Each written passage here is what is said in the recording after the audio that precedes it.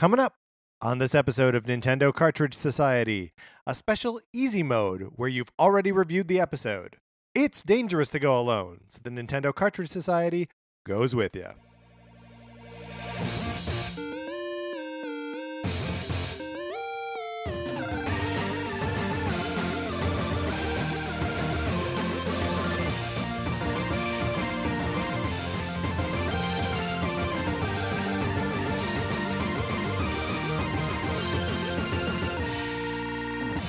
Welcome to Nintendo Cartridge Society. My name is Patrick Ellers. I am joined, as I am always joined, by my co-host, Mark Mitchell. Mark, how's it going? It's going great. Yeah. Just how windy it is outside? Oh, way windy. It's very windy. There's a tree on my street that was overturned from the wind. There was a tree on my street that was also overturned. I was away for the weekend. Come back, tree just had huge, enormous tree, had fallen over, crushed cars. A car crusher. A car crusher. The news was parked in front of the tree, like 3 news trucks. Right. Overnight. Must have been doing maybe not overnight. They probably did like the 11 o'clock news and then they went home. Right. There was no breaking news to happen at 2 o'clock in the morning for the fallen over tree, is what I'm saying. Right. But there was a news presence. Yes. That's the point. Uh-huh. And I don't think look, there was no news presence for my overturned tree. Well, I think it was otherwise. You're closer to Hollywood than I am. No. Sure. It was more convenient. I mean, yours is right off the free. You know what? Doesn't matter. Yeah, you're right. The important thing is that a storm came through LA. Very windy. There was like lightning, which is very rare here. It was cool on Friday night. Like, I watched it rain a little bit. This is what my life has become. I was out of town. Great. But when I got back, like the damage from the storm couldn't have been that bad because again, 3 news trucks outside of an overturned tree. And look, if you were crushed by the car crusher, that's bad news for you. Especially if you're a car. But probably not 3 van worthy.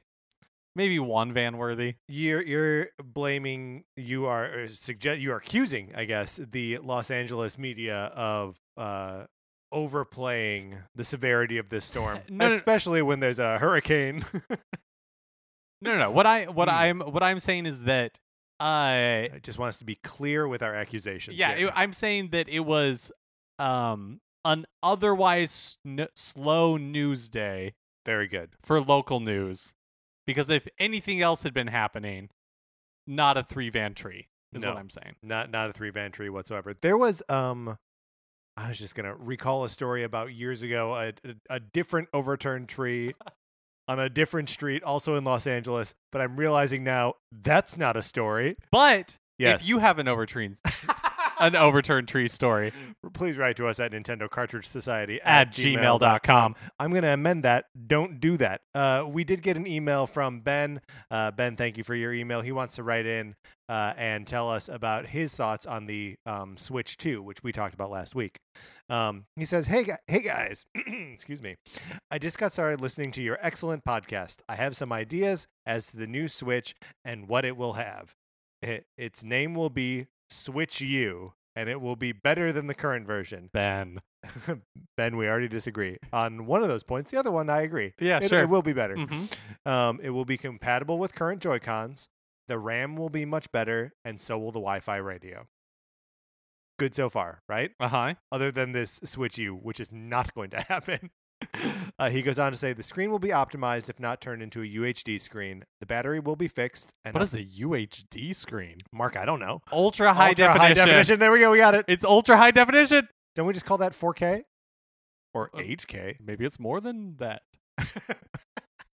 Spooky. Spooky. That was a weird cadence coming out of your mouth. The internal memory will also be bigger. There will be a new line of Joy-Cons that will have a D-pad instead of the separate buttons. One can only hope. The head Joy-Cons will be upgraded to have better sensors. The Pro Controller will have a headphone jack, and it will finally have Bluetooth support. It will also have a Nintendo keyboard and mouse for those who prefer playing on PC, but also love Nintendo. And then parenthetically, he says, cough, cough, Ninja, and then close parentheses. Ninja is a streamer who I don't watch. I don't really watch any streamers. It's my understanding that he plays PC games, but also likes Nintendo. Ben goes on to say, there may also be haptic gloves, but that seems a bit far-fetched. Hope springs in turtles, he says. That's how he signs off. Thanks for the show, Ben. Mark, what do you think here? You think Ben's onto something? I mean, I think they wouldn't call it the Switch U. I think they'd call it the Homer. He is pitching a little bit of a homer here. Now, if I had to explain Ninja to you, I think it's only fair that we explain the Homer to our listeners, which is a reference to like a season 2 episode of The Simpsons, where Homer finds his long lost brother Herb, who designs cars and lets Homer design a car for the common man. And Homer, of course, creates a monstrosity with a Bluetooth keyboard and a UHD screen. Yeah, it seems like there's a lot of wishful thinking in this one. Yeah, I mean, there's a lot I like about that pitch. Yes. Go ahead. I mean, updated Wi-Fi radios. Yes. More RAM. Bluetooth support. Like it's all good Oh, stuff. yeah, Bluetooth support. Which I don't think we talked about. No, completely neglected it. But that's why people should write in. Yeah, because we left that out entirely. Headphone jack in the Pro controller. Absolutely. 100%. Better sensors in the Joy-Cons. I don't know that they need them. Yeah, let me get like 12 ice cubes in there. Yeah, hey man, if we can get Cram it full of ice cubes. Look, you can say all you want about a UHD screen. I want that UHD rumble. I want some 8K rumble. All right, Mark, we gotta get down to the business at hand. No, not true. Here we got that email because Ben emailed us at Nintendo Cartridge Society at gmail.com. But that email can be used for a great many things. Yeah. We'll run through these pretty quick. Yeah. 1, Sonic Forces borrowing program. You want to borrow Patrick's copy of Sonic Forces. I know it. Don't deny yourself the pleasure. Write into us with your mailing address. You'll go on a list, and when it becomes your turn, Patrick will mail it to you. He'll even include postage, so you have to pay nothing to get it back to us, and somebody else can borrow it after you. It's the perfect program. And so far has been successful. The game is currently out. Someone is enjoying it or not enjoying it, and then they will send it back to me, probably. We don't know that for sure. The other thing you can do with that email address, look, Mark, we are going to come up with a list of the 8 greatest NES games of all time. You and I are going to do that. That's right, and we're going to be doing it on November 8th. That's right. There's a lot of 8s involved here. It's our top 8. The NES is an 8-bit system. It's happening on November 8th, 8. And we need you to write in with your picks for the top 8 or the top 1, the top 2, the bottom 1, the bottom 2, because we're only putting one game per system on there. So if per franchise. Per franchise, my mistake. So if you really want to see Mario 2 on there, you got to make a case. Yeah, and especially if you like want to see Mario 2. I mean, I guess this implied I was going to say you want to see Mario 2, but you don't want to see Mario 1. But if we're only putting one game per series, there you go. This is going too long. Yeah, you said this was going to be fast. It has not been fast. Look, I was just looking for I was reaching back through my memories for some NES games, and I remembered Vegas Dreams, which is a bad gambling game on the NES. I might put that on my top 8. I don't know. We're out of control. You got to stop us. You can do that by writing into Nintendo Cartridge Society at gmail.com. But right now, Mark, we are going to get talking about the Legend of Zelda SP and what SP means and could mean in the future. Let's do it.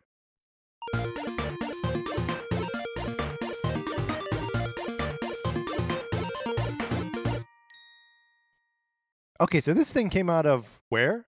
Nowhere, as far as I can tell.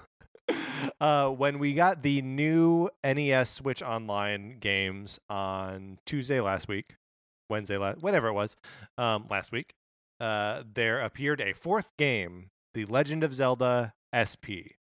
And what it is, Mark, did you turn it on or go into it? Yeah. So it's Zelda. It's the original Legend of Zelda, but you start the game with anything that you can collect on the overworld map. So all of the heart containers that are just like sort of littering the area. You have a full complement of rupees and arrows and bombs. You have the upgraded sword and armor. But none of the you have the candle? Yeah, you have the candle, but it's none of the treasures that you find in dungeons. So like you don't have the raft, you don't have the bow. You have arrows, but you don't have the bow. You don't have the boomerang, you don't have the ladder, any of these things, right?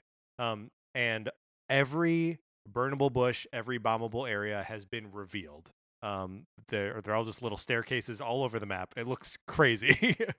And that's it. Other than that, the game is exactly the same. So what is this? Why is this here? Is this... Oh, okay. So before we get into that, yeah, this is not something that has existed previously. Is that right? That's my understanding. Yeah. Okay, so this is something that Nintendo created specifically for the NES Switch Online. Yeah, and well, it does sort of get rid of some of the elements of exploration of the original Zelda. It doesn't. That game is still available for you to play in its vanilla form on the Switch Online. So like you can play it or not play it. Like the original version is still there. Yeah, I mean, I guess in the crudest terms, this is an easy mode for The Legend of Zelda. And I say that with no disdain because I love easy modes. Well, and I think even more than easy mode, it is enabling mode, right?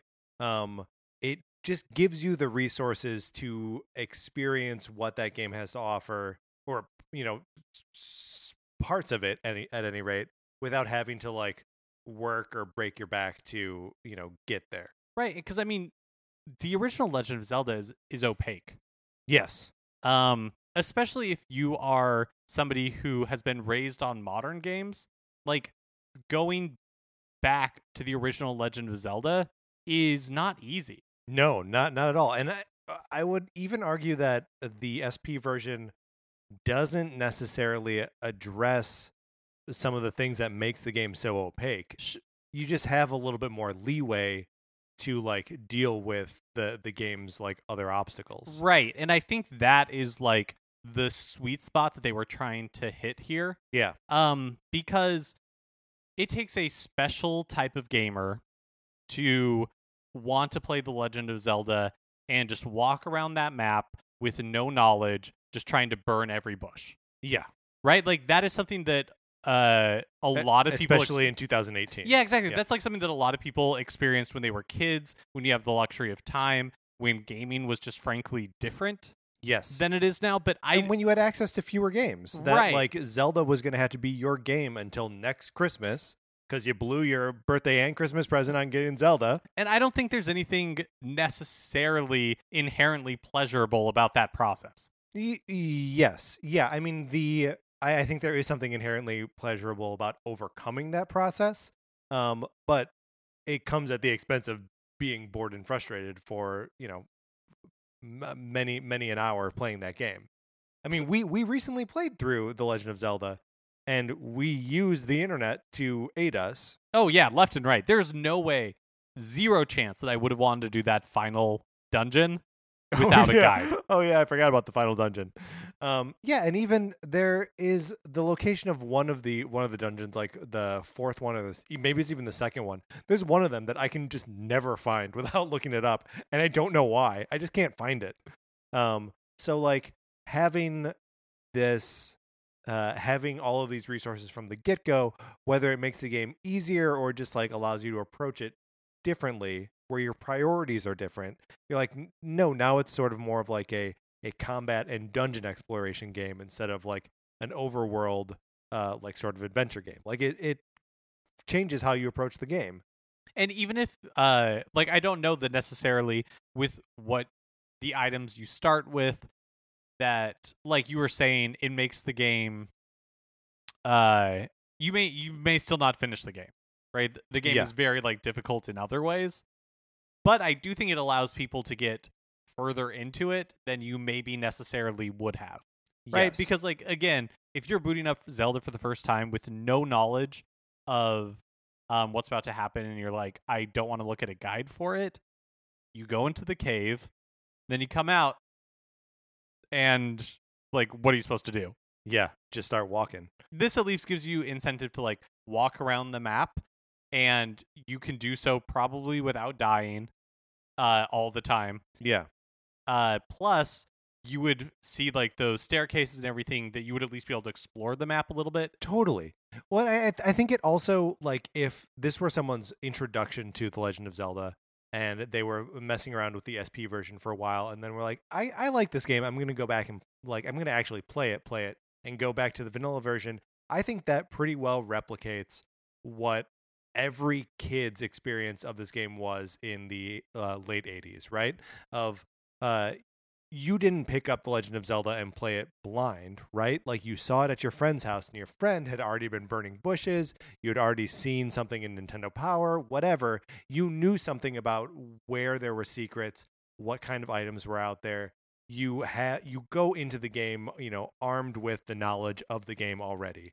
And I think that the SP version of this game can cheat that for you, can give that to you, even though you're not coming at it the same, like, organic way that we did as kids. Yeah, absolutely. So sounds like we're both pro SP, Zelda SP.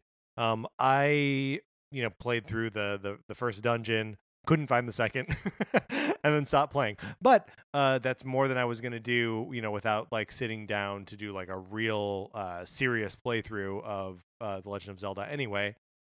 So I super enjoyed it for that.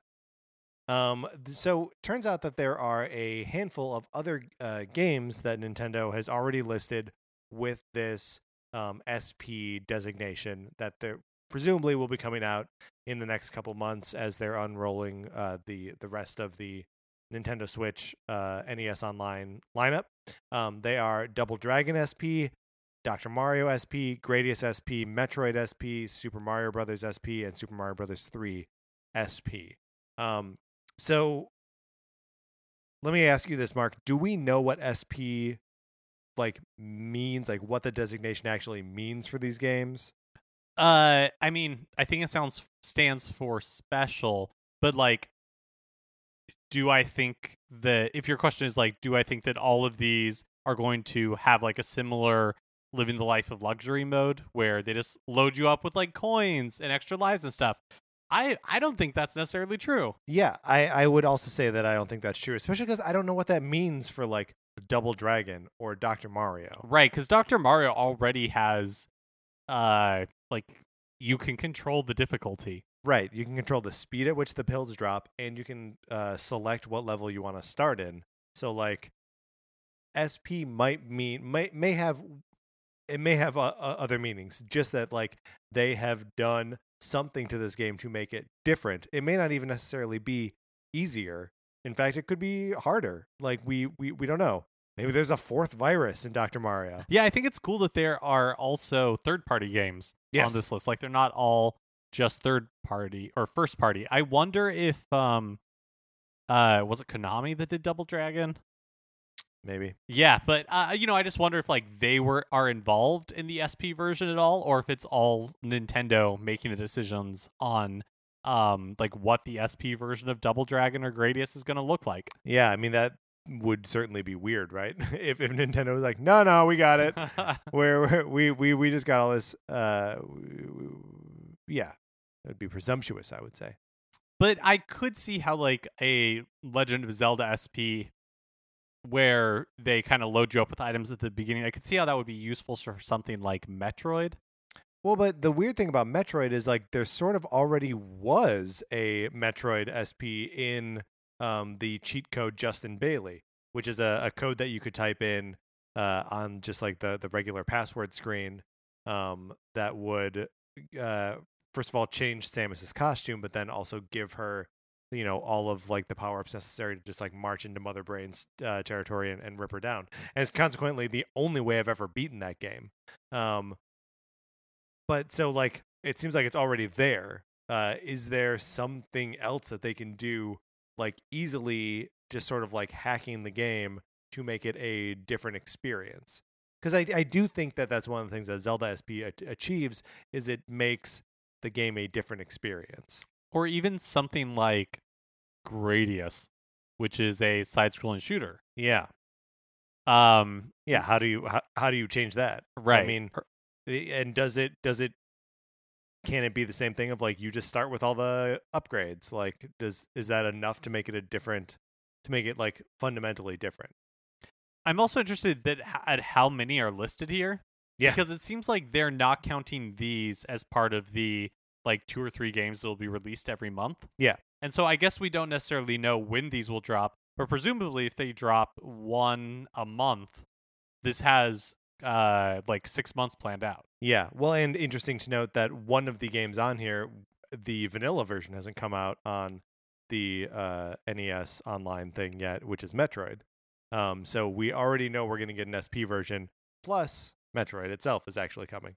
So yeah, all very strange, but it inspires a sort of we wanted to talk about how Nintendo has addressed the idea of easy mode in a less like obvious way. Like it's a rare Nintendo game that will actually let you select a difficulty level, right? Right. And they usually try to like build it into something that happens when you fail too many times, or like so yeah, we'll just talk about the different ways that they approach that.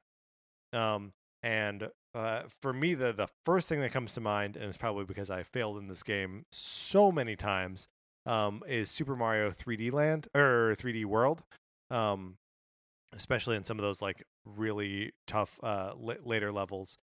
When you die over and over again, it offers you a power up that's like a golden leaf, which makes you Tanuki version of your character, but also invincible. So it's like having a Starman and a Tanuki the whole time. So you can like kind of like float over things as well as not be hurt by them, which I don't love as a solution. I feel like the fact that it showed up in 3D World is the tail end of that like chunk of time from the Wii to the Wii U where Nintendo was very handholdy in their games. We saw this in I think like the new Super Mario Brothers games where if you failed a number of times, they would just be like, "Do you want to skip this level?" Like just straight up like you don't have to play this if you don't want to. Yeah. Which is not bad, but like we also saw it in ways like Skyward Sword with like the sword character that's always like barking orders at you. Yeah. And that was like people reacted very negatively to that because it was basically there was very little discovery for yourself, because if you hesitated for even a moment, the sword would be like, the sword do this. Fee, that's right. Yeah, and I mean it's sort of the Metroid Fusion thing too, of like the games are so much about isolation and just like you wandering around, and then here comes Metroid 4 where it's like, there's also an AI telling you what to do at every turn. Which is also one of the problems with that other Metroid game, the one that we just played. Other M, that's right. I just called it the other Metroid game. That game was also like, no, you're doing this, do this now, and very like story focused and like you say handholdy, and yeah, the sort of like option to just like skip a level feels very akin to that. I know I've complained about how tough the Octo expansion is in Splatoon 2, but there are parts of that game where if you fail it enough times, it'll just say like, do you want to spend the currency to just skip this level? And I have done that because there are, for me, and in that game, there are like types of challenges that I'm like, I don't like this type of challenge. I don't want to spend the time to like master this one very specific skill with a gun I'm never going to use in Splatoon. So like I'll take that, and then sort of makes me have sympathy for other people that are like, I don't want to do this level. I just want to get past it and see what's next. Yeah, totally. I mean, that's kind of why I prefer what they were able to do in like Super Mario Odyssey or Breath of the Wild, where it's just kind of like, oh, is this too hard? Or like, do you not want to do this? Great. You can go almost literally anywhere else. Yeah. And it won't stop your forward progress. Yeah, there's like 800 moons in this thing. You don't want to get these 3 at the end of moped levels. You don't have to, Yeah, and that they are plentiful enough, and there are enough ways to have fun while avoiding those things that might be frustrating. Yeah, I think that's perfect. And Breath of the Wild does it beautifully, because like not only are there shrines that you will just never see when you're playing the game normally, but like if you go into one and it does seem too difficult, you just don't do it. And there's always another one out there or another thing to do in that world. So that makes those are like perfect ways to address difficulty as far as I'm concerned. Okay, do we want to get into what other SP games? I made a small list of I've got pitches for Nintendo, most of them NES games that would benefit from the SP treatment. Would you like to hear them, Mark? Yeah, please. And if any come to mind while I'm running through my list, let me know. Hop in. My number one, this would be a surprise to no one, is Star Tropics SP.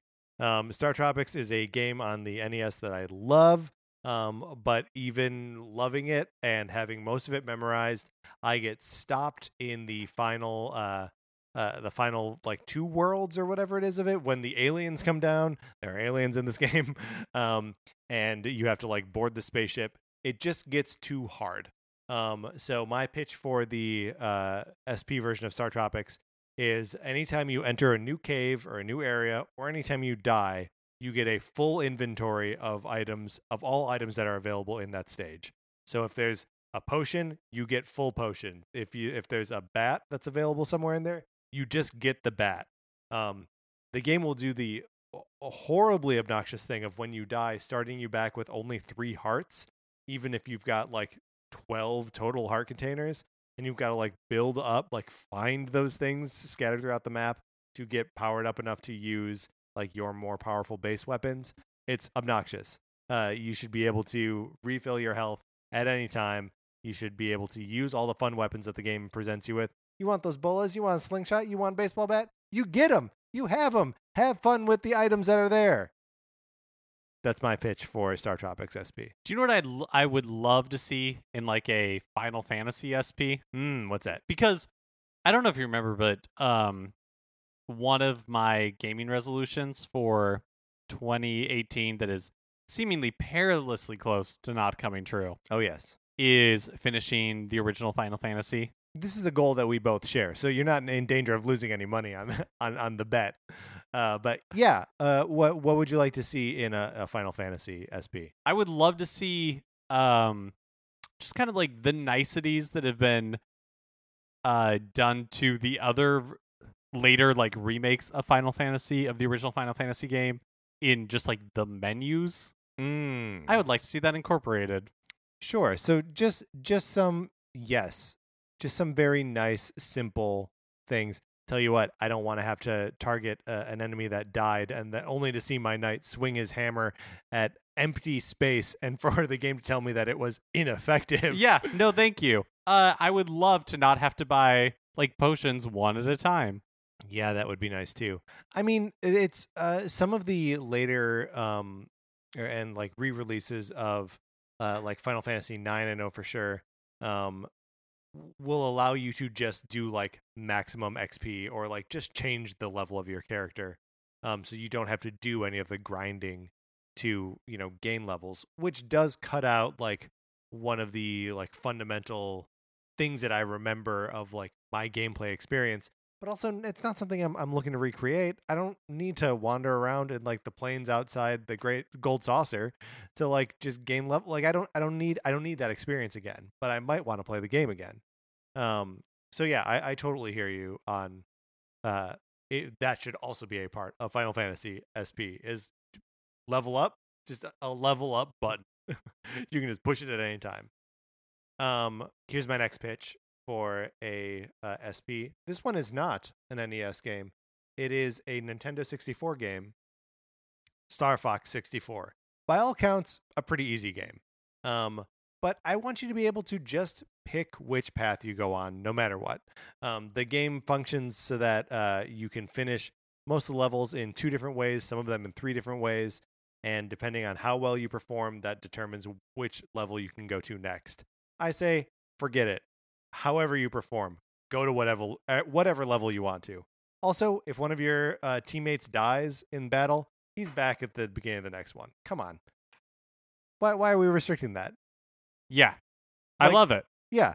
Let's make the game. And it's not even about making it easier so much as it is just like, here's a faster way to experience all the game has to offer. Like, can you imagine going into some of those levels where like Falco says something funny or does something and like he's dead, so he's like not there to do it? What is that? What would be the point? What would be the point? What is the point? Here's my next one. Kid Icarus SP. Mostly what I'm pitching here is the Kid Icarus 3D Classics that appears on the 3DS, because it includes an extra like floaty jump where you can keep pushing the jump button during Pit's descent to slow him down, and sort of just like aim where you're jumping. It makes an unplayable game playable, but I think there are a couple other things that we need to do to this SP version. We got to introduce some checkpoints in levels. It's insane that you die and just go back to the beginning. You need to increase the amount of health that you start with, increase the frequency of money drops so that you can actually buy items when you get to the like little item shops along the way. And then if anyone ever makes it to the second level of the game, you got to fix the map and pencil systems, which are how you actually navigate through these spaces that are like dungeons. And are almost Zelda-esque in like their quality, but no one would ever know because it's buried, first of all, in that first level. The first level of Kid Icarus is enough to turn anyone off to that game. And just empowering people to understand that level, get past it, and then explore the rest of the game like the adventure game that it is. It's such a lost, like a genuine classic that sucks for like 3 reasons, and none of those reasons are necessary. Here's something that I would pitch for Ice Climber. Yeah. Just fix the jump. Fix that jump. I don't know if it would quote unquote ruin the game, like maybe to make it too easy. Yeah. But hey, I'd actually play it. Yeah, me too. They jump so high. Why do they jump so high? And so you're really committed to that jump. You are so committed to that jump. Let's break the balance of the game and just get a jump that makes sense. The next one on my list here is Mega Man SP. Doesn't matter which Mega Man game we're talking about. It could be any of them. It could be all of them. Just start Mega Man with all the weapons. I was mentioning on Tuesday's episode that I felt more powerful and was having more fun with Mega Man 11 once I had most of the Robot Master's weapons. It just makes you feel like you're actually using the full toolkit that the game has to offer. Still make me fight all the robots, like that's fine. But give me all the weapons. I want to have fun with the weapons. My next one, I think this may be a perfect one. Teenage Mutant Ninja Turtles, the original TMNT game on the NES. That is a game badly in need of an easy mode or something that helps you actually experience it. I would say any item that you pick up or any weapon is an infinite amount. You don't run out. You're not going to run out of boomerangs. Come on. And then also, when you die, the next turtle should just appear right there, like until you are out of turtles, and then you get all 4 of them back. And anytime you start a new level, you get all 4 turtles. It's insane how frustrating it is to be playing that game, to lose Donatello early on, and then be like, well, I just have to use less good turtles until I get a game over? It's outrageous. Did you play much of the original Teenage Mutant Ninja Too Turtles? hard. It is too hard. But it is a good game, and I would love to be able to play it in like a way that actually makes sense. Here's one that I think you would appreciate. Battletoads SP. This is next on my list.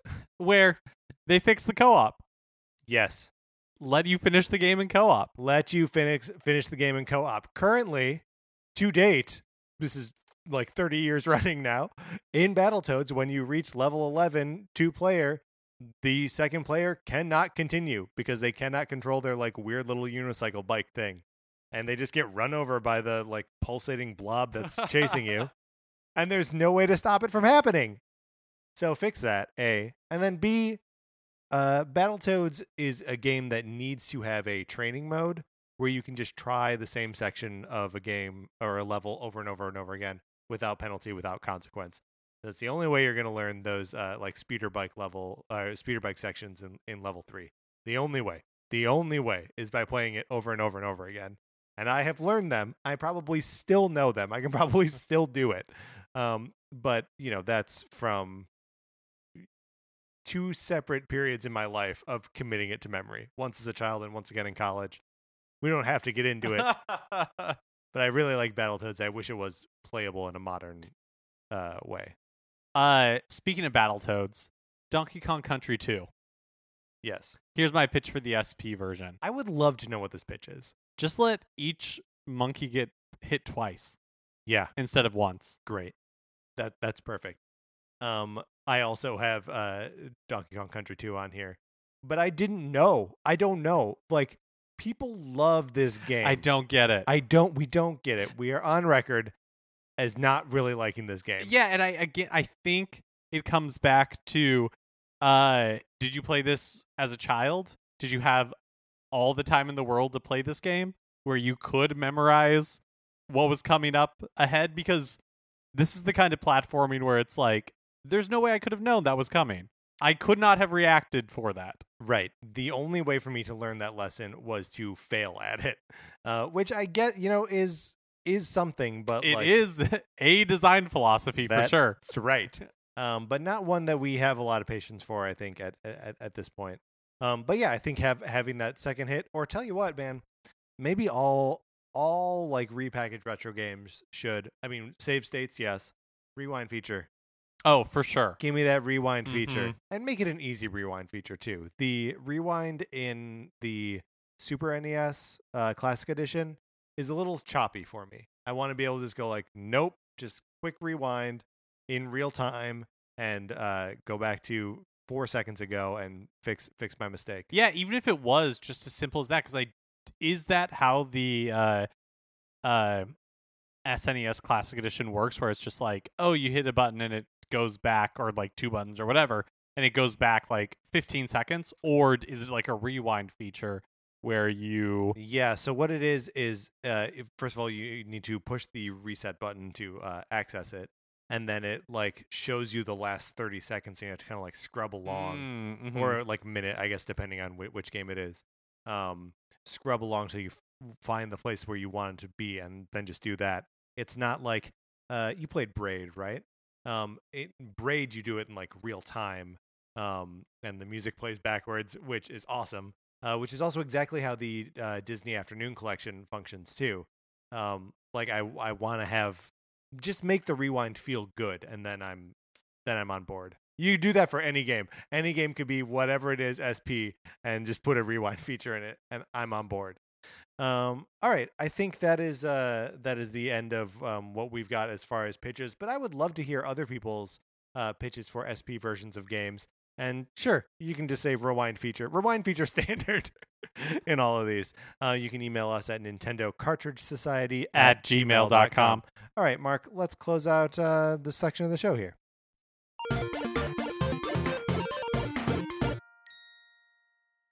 And that is going to do it for this episode of the show.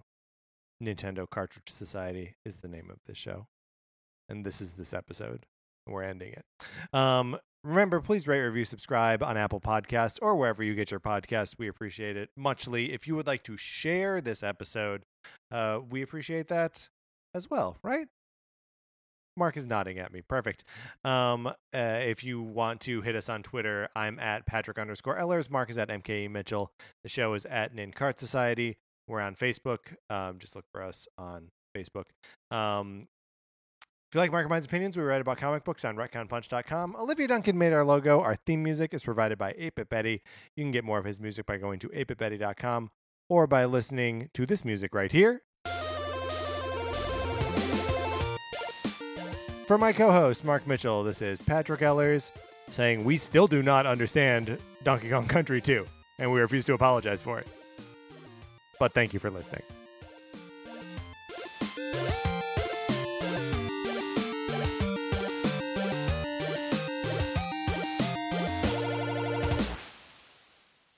Hi, I'm Winston. And I'm David. And we're the hosts of a new podcast on Campfire Media called Try It, You'll Like It. And on our podcast, we have our guests eat a food they hate one last time. And we have so many crazy guests. We got amazing chefs. We have killer comedians. Bakers. Candlestick makers. Distillers. Brewers. Food writers. Oh, they're writing about food. Ooh, they're probably having some food while they're writing about that food. Yeah, because we're eating food, and they're eating food, and you're listening to It Happen. All you ASMR heads, enjoy. Chomp chomp. So check it out every Thursday at Apple Podcasts or wherever you get your podcast from. That was good.